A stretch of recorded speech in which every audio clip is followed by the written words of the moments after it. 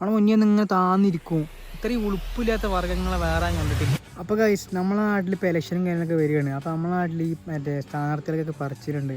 വെച്ചാൽ ഇലക്ഷനിൽ പങ്കെടുക്കുന്ന സ്ഥാനാർത്ഥികൾ പറഞ്ഞാണ് അതാക്കിത്തരാം ഇതാക്കിത്തരാം. എന്ന് വെച്ചാൽ ഇപ്പോൾ ഒരു പറയും റോഡിന് വികസനം കൊണ്ടുവന്നുതരാം, അല്ലെങ്കിൽ ചെറിയ കുട്ടികളെ സ്കൂളിലാക്കി തരാം, പ്രായമുള്ള ആൾക്കാരെ നോക്കിത്തരാം. നമ്മളെ മുന്നേ ഇങ്ങനെ കുനിഞ്ഞ് നിൽക്കും, ഇങ്ങനെ തലയും താത്തിയിട്ട്. നമ്മൾ ഈ വോട്ടും കൊടുത്ത് നമുക്ക് എന്തെങ്കിലും ഉപയോഗം ഉണ്ടോ നമ്മൾ ചിന്തിക്കണം ആദ്യം. നമ്മളെ കയ്യിൽ നിന്ന് ഒരു വോട്ടും വാങ്ങി പിന്നെ ഒരു വരുമ്പോൾ ഒരു നടന്നിട്ടൊക്കെ ആവും വരിക, ഇലക്ഷൻ്റെ മുന്നേ ഒരു നടന്നിട്ടൊക്കെ ആവും വരിക. ഇനിയിപ്പോൾ ഒരു ജയിച്ചാൽ ഒരു പോലെങ്ങനെ വലിയ കാറിലും ഇതിലൊക്കെ അവർ പോവുക. നമ്മൾ ചിന്തിക്കുക അവർക്കൊക്കെ വോട്ട് കൊടുക്കണമെന്ന്. നമുക്കൊരു വികസനം ഇല്ലാതെ എന്ത് കാര്യത്തിന് ഏറ്റവും വോട്ട് കൊടുക്കുന്നത്? സ്ഥാനാർത്ഥികളോട് ചോദിക്കാനുള്ള വെച്ചാൽ നിങ്ങൾക്ക് വലിയ ഉളുപ്പ് എന്ന് പറഞ്ഞ സാധനം ഉണ്ടോയെന്നാണ്. ഈ ഒരു ഇലക്ഷനിൽ പങ്കെടുക്കുമ്പോൾ അത്രയും വികസനം നാട്ടിന് ചെയ്യാൻ പറ്റണം. അല്ലാതെ വെറുതെ ഇങ്ങനെ വന്നിട്ട് ചേട്ടാ ചേച്ചി വോട്ട് തരുമോ ആൾക്കാരെ പൈസയും പറ്റിച്ച് ജീവിക്കുക, തിന്നും കുടിച്ചും ജീവിക്കുക.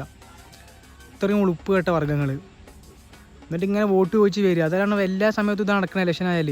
നമ്മളെ നാടിനൊരു പുരോഗമനം വരുമോ? അതൊന്നുമില്ല. ഇവർക്ക് പൈസ കിട്ടുക, ഇവരെ വയറ് അറിയുക, ഇവരൊരു ഭാഗത്തിരിക്കുക. അപ്പോൾ നിങ്ങൾ ചിന്തിക്കണം ഇവർക്ക് വോട്ട് കൊടുക്കണോ വേണ്ട വെച്ചാൽ. നമ്മളെ വോട്ട് ഓരോ വോട്ടിനും ഓരോരുത്തരുടെ വിലയുണ്ട്. ആ വോട്ട് നമ്മളെ നാട് ഭരിക്കാൻ പ്രാപ്തിയുള്ള ആൾക്കൊക്കെ വേണ്ടി മാത്രമുള്ളതാണ്. നമ്മളെ നാട് ഭരിച്ചാൽ നമ്മളെ നാടിന് എന്തെങ്കിലും പുരോഗമനമാണോ ഓർക്ക് വേണ്ടി മാത്രം വോട്ട് കൊടുക്കുക. അല്ലാതെ കയറി വരണിട്ടൊക്കെ വോട്ട് കൊടുത്താൽ നമ്മളെ നാട്ടിൽ ഒരു പുരോഗമനം ഉണ്ടാവില്ല.